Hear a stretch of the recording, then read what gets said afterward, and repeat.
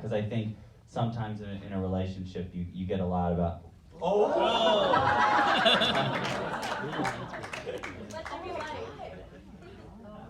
Is this like a prank?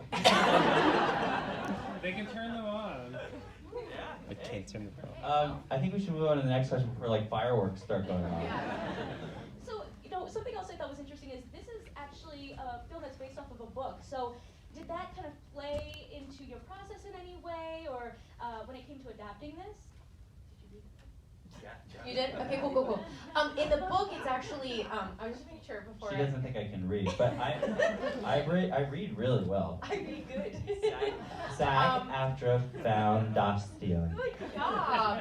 In the book, it's letters that these, it's based off of a true story, and it's love letters that they've written over the course of years.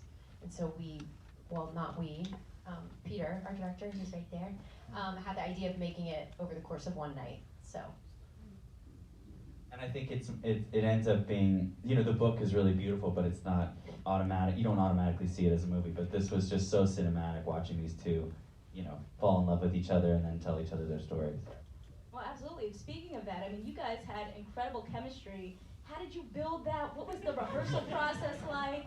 Terrible. It was really hard. No, I'm just. We're in a fight right now. Right now. It was great. I mean, he's the easiest person to get along with. I feel like we work in a similar way. We were getting along really well until I accidentally said a swear word on the Today Show today. Morning. And then now we've been in just a bitter feud. Yeah. Who curses on the Today Show? I thought it was funny. It just slipped out. It was so early, and I hadn't had any coffee. And I did say, guys, can I have that coffee before we go? And then I was just kind of in a dream. It was like a dream state. This is what it was like filming. We would just avoid the question, which is like we completely. I love working with Lucy because she's an incredible actress, and also when they say executive producer, she deserves it a lot more than I do. She was really involved with every step of the way, and also I have to say, got me the job. So I'm extra grateful to Lucy. Story of how we met. So we originally met in 2014 at the Teen Choice Awards. It's a really prestigious award ceremony. I think they give out a surfboard. I still have the surfboard. You did, yeah. We met on the carpet, and I tweeted that night, really late at night, Nat Wolff might be the cutest. And then you can still find the tweet. He responded back, I liked your speech. That was his response.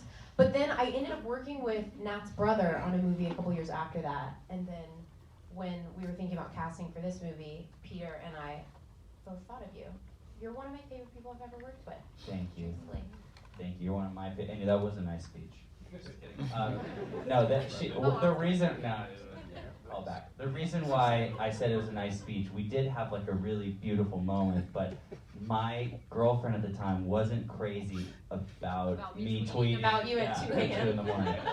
So I gave a response that was maybe a little less loving. But now I love her so much, and we were like, there was a time in the process of shooting where, because the shoot went really fast, but there was a time where I really felt like, God, I hope I don't, it's going to be such a bummer doing a movie with somebody else besides Lucy, because there's a shorthand that we had where, there was a certain amount of improv, but it was also just going through the script in a way that was so exciting, not fighting over scenes, but just kind of finding them together, and it felt really creative, and also I learned a lot from her because she's done all these rom-coms, and I've been out of the game for a bit.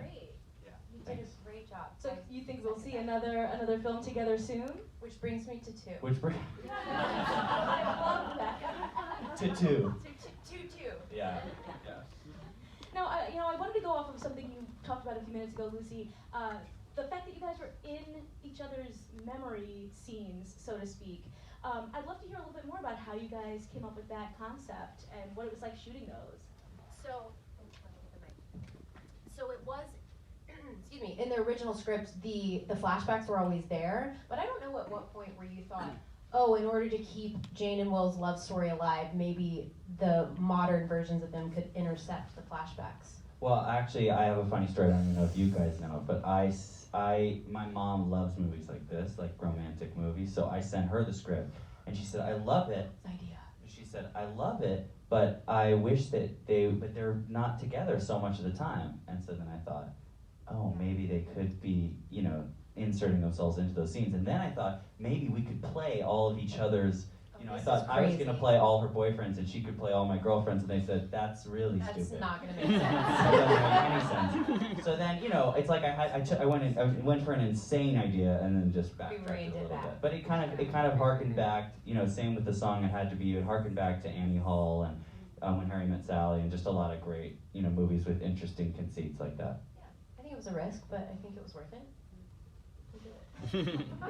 They did that. I'd love to hear, did you guys have like a most memorable moment while filming this? It sounds like nothing was memorable, but it's All just everything was so memorable. Can I tell one? Please, yeah. Okay. I'm not allowed to have caffeine, or I haven't been allowed to have caffeine, because I'm natural. So much caffeine I've today. had a lot of caffeine today, because the Today Show was a nightmare. So we had to do something. So I've had a lot of caffeine today. But during the shoot, I never really had caffeine. And then Lucy would have these enormous coffees that were like, you know, like this big. And I started taking sips of one when she wasn't looking, and I had like probably half of it. And I started running around the parking lot, like, you know, and then I got in the trunk of a car and, you know, shut myself in it, and Lucy screamed out, "This is why Nat isn't allowed to have caffeine!" True story. I got it on film. True story. That's a really great story. I'm gonna tell it from the top. Okay, so I'm not allowed to have caffeine. You know what I remember a lot, especially at the amusement park? It was when all of those, what were the bugs? The invasive species. They were everywhere. Lucy turned into like a serial killer with those things. Yeah. I was ready to kill. I remember that. I think my favorite scene to shoot. That was also a really good story. Okay, you know what? Come on. You know what? She's gonna throw me under the bus about the caffeine. Memories. Oh, let's talk about our favorite scene. I think I love the ending. I love all the hotel stuff. I thought that was really beautiful. What was your favorite scene to shoot? I liked a lot of the stuff in the amusement park. It was so funny because it was all in one day, and it was probably the second day of shooting or third day of shooting. I thought, oh, we got it. We kind of got into our rhythm. Guess what our first scene of filming was? The closet. Peter, the director, thought it would be great that two actors who don't really know each other that well would start in the closet, but it did ultimately make sense because we were just meeting for the first time in the movie. Start off with a bang. Yeah. Unintentional pun. Yeah. Well, one of my favorite scenes was that musical moment. I mean, you both are musicians in your own right, which I'm obsessed with. And I love the little duet we sort of get to see you guys have in this. And I was curious, was there any specific song or any routine that kind of helps you get into character? For that specific song? For any song to help you get into this role. Is the first time, no, this is the second time I've ever sang in a movie. Is that what you mean? Yeah. Yeah. Just songs that we listen to on set, or songs?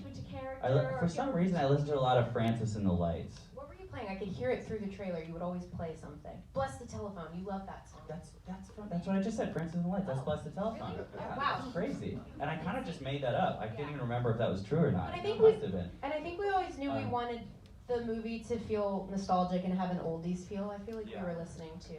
I mean, we listened to It Had to Be You. That's how it ended up in the movie. That wasn't in the script. Yeah. It Had to Be You. I was listening to a lot of, And So It Goes, Billy Joel song, a lot of Frank Sinatra, just a lot of, songs that were kind of that time and mood. I love that. And, just to wrap things up, the story... We don't want to go, and these guys don't want to go. We want brighter lights. Bring the lights up. This story finds Jane and Will kind of reliving their romantic humiliations. We've got a room of actors here. What is your most embarrassing audition story, and how did you get through it? Okay, this was one that kind of still haunts me to this day. I don't know if it was necessarily embarrassing, but I was new to LA. It was for Friday Night Lights. It was kind of my first time being in a room with people of this caliber. I can't remember what character it was, but it was with Peter Berg. And I go in and I felt really confident about the scenes. And he's like, great. Now can you sing the national anthem? And I'm like, huh? Like the character didn't sing, it had nothing to do with music. So I sang the national anthem because I could sing a little bit. And then he's like, great, now I need you to sing like you're trashed. And I was like, it was one of those moments where I thought I was in a nightmare. Do you have those like out-of-body moments where you're like, is this actually happening? I'm having I did it right it. now. And needless to say, I didn't get the part. But that was like that was probably my scariest audition moment. And also probably embarrassing. That's good. Yeah. I had one where I came in and it was for like 5 lines. It was one of my first auditions, and she was like, "All right, that's good. Now we're gonna do something else. So pretend you're in a car." And so I was like doing the car, and then she's like, "And pretend you're like drinking a soda, like a big soda." And I'm like, so then I have both hands, and I'm doing a fake soda and a fake car, and she's like, "And now slam on the brakes." I'm like, so I did the whole thing. So it was basically like it ended up being a miming. It was basically like a miming exercise. What was it for? Little. Friday Night Lights. Friday Night. Yeah. What you said? Yeah. I meant yours. Weirdly enough, it was a Pete Berg thing too. Really? It was I can't remember it. It was Leftovers. Yeah, and they were like drive and do this and da da da da. Great show. Yeah, great show. It was for a little movie called Taxi Driver. I don't know. The Godfather. No, but it is so, I mean, you guys all know, it's so terrifying doing an audition. Actually, just a week ago, I did my first in-person audition since 2019 because of COVID and doing everything on Zoom. And I thought it's kind of moving going back and seeing everybody. And then I was so excited, the idea that we're going to be back in the room. And then on the way, my heart started pounding. And I was like, oh, I hate this. I hate this. I forgot how much I hate this. Oh my goodness. Well, thank you guys so much for your time. Thank you for having us. Thank you guys so much for coming.